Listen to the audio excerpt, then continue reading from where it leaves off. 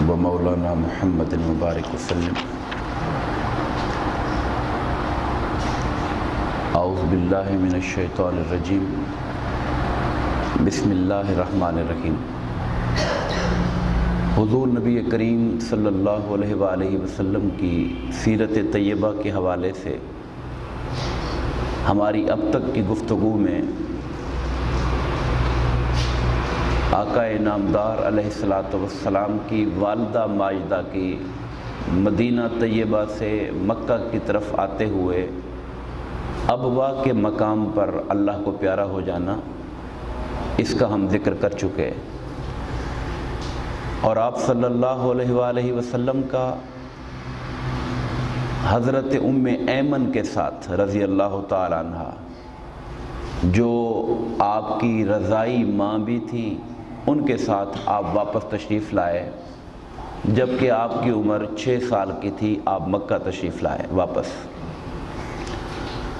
وہاں آپ کے دادا حضرت عبد المطلب رضی اللہ تعالیٰ عنہ نے جب یہ خبر سنی کہ آپ کی والدہ ماجدہ بھی فوت ہو چکی ہیں، تو آپ اندازہ کر سکتے ہیں کہ ان کی اپنے اس یتیم پوتے کے ساتھ محبت کا عالم کیا ہوگا۔ ایک ایسا پوتا جس کے والد ان کی پیدائش سے پہلے دنیا سے پردہ کر چکے، اور ابھی وہ 6 سال کا ہے، اور ان کی والدہ بھی دنیا سے چلی گئی ہیں، تو اس پوتے کے ساتھ ان کی جو محبت تھی، ان کا جو پیار تھا، اسے سیرت نگاروں نے بڑی شدت کے ساتھ بیان کیا ہے کہ ہر لمحہ اب ان کی زندگی کی امیدوں کا سارا مرکز حضور کی ذات تھے۔ اور یہ بھی ذہن میں رکھیں کہ 80 سال سے زیادہ عمر ہو چکی تھی حضرت عبد المطلب کی، 80 سال کا بزرگ آدمی، مگر پھر بھی انہوں نے حضور کی کفالت کسی اور بیٹے کے ذمے نہیں لگائی، بلکہ اپنے ہی ذمے رکھی۔ سبحان اللہ۔ اپنے ہی ساتھ سلانا، اپنے ہی کمرے میں ان کو رکھنا، کھانے پینے کا انتظام اپنے سامنے کرنا، اور ہر لمحہ ان کے اوپر اپنی نگاہ شفقت کو رکھنا۔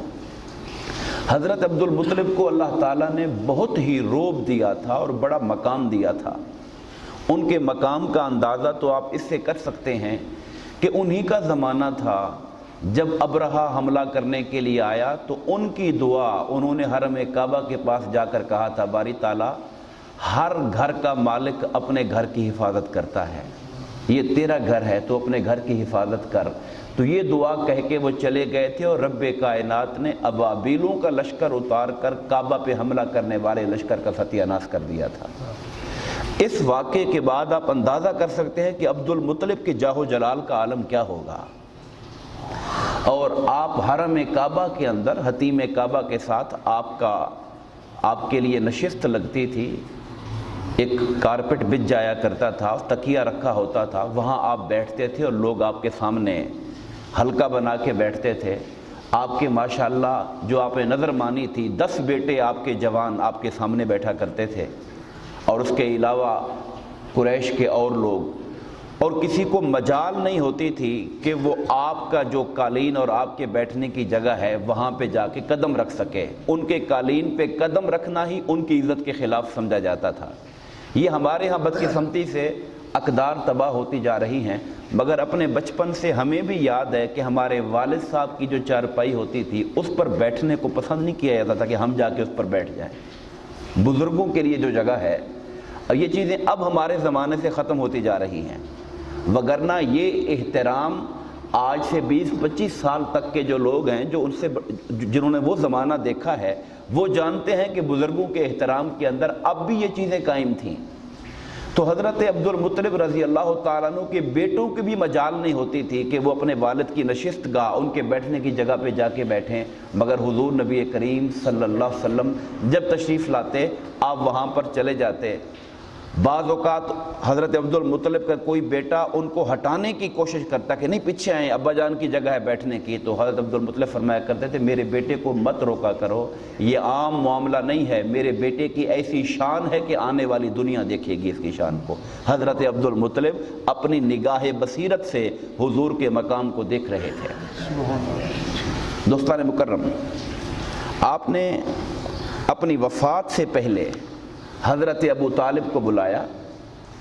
حضرت ابو طالب حضرت عبداللہ کے سگے بھائی ہیں، یعنی ماں اور باپ دونوں کے اعتبار سے۔ آپ کے جو باقی چچا ہیں ان کی مائیں مختلف ہیں۔ اب چونکہ حضرت ابو طالب ماں کے اعتبار سے بھی اور باپ کے اعتبار سے بھی حضرت عبداللہ کے سگے بھائی تھے، تو اس لیے ان سے بڑھ کر کوئی اور اس کا حق نہیں رکھتا تھا کہ حضرت عبد المطلب کے بعد حضور نبی کریم کی کفالت کرتا۔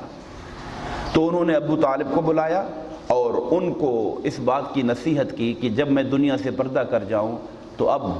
محمد صلی اللہ علیہ وآلہ وسلم کی کفالت کا انتظام میں تمہارے ذمہ کرتا ہوں، تمہارے سپرد کرتا ہوں۔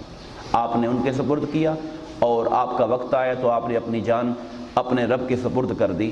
اور تاریخ عرب کے اندر کہا جاتا ہے کہ جب آپ کی وفات ہوئی تو اس وقت شہر مکہ کئی دنوں تک، جیسے مارکیٹیں بند ہو جاتی ہیں اور ایک کسی بڑے سانحے کے بعد ایک غم کی وجہ سے مارکیٹیں بند ہو جاتی ہیں، کاروباری مراکز بند ہو جاتی ہیں، تو حضرت عبد المطلب کی وفات کے بعد شہر مکہ کئی دنوں تک سوگ کی کیفیت میں رہا اور مارکیٹیں وہاں پر بند رہیں۔ اور آپ نے اللہ تبارک و تعالیٰ کی راہ میں جان دی۔ آپ کی 6 بیٹیاں تھیں اور سب کی قدرت کلام، زبان پر قدرت کا عالم یہ تھا کہ 6 کی 6 بیٹیوں نے اپنے باپ کی شان میں مرثیے لکھے، ان کے غم کے اندر مرثیے لکھے اور شاعری کی انہوں نے۔ ہم اپنی گفتگو آج اسی بات پہ ختم کرتے ہیں کہ سیرت نگاروں نے لکھا ہے کہ جب حضرت عبد المطلب کا جنازہ جا رہا تھا، شہر مکہ تو سارا پیچھے تھا ہی تھا، ایک 8 سال کا یتیم بچہ بھی اپنے آنکھوں سے آنسو بہاتا ہوا اس جنازے کے ساتھ جا رہا تھا، اور حضور نبی کریم بھی ان کے دنیا سے جانے کا غم اپنی آنکھوں سے آنسو بہا کے دنیا کے سامنے آپ نے اس کا اظہار فرمایا تھا اپنے دادا کی وفات کے اوپر۔ ہم انشاءاللہ کل آپ کے چچا ابو طالب کی کفالت کے حوالے سے گفتگو کریں گے۔ اللہ تبارک و تعالی ہمیں حضور نبی کریم علیہ الصلاۃ والسلام کی سیرت طیبہ کے صدقے سے ان کی نگاہ کرم عطا فرمائے۔ آمین۔ وما علینا الا البلاغ المبین۔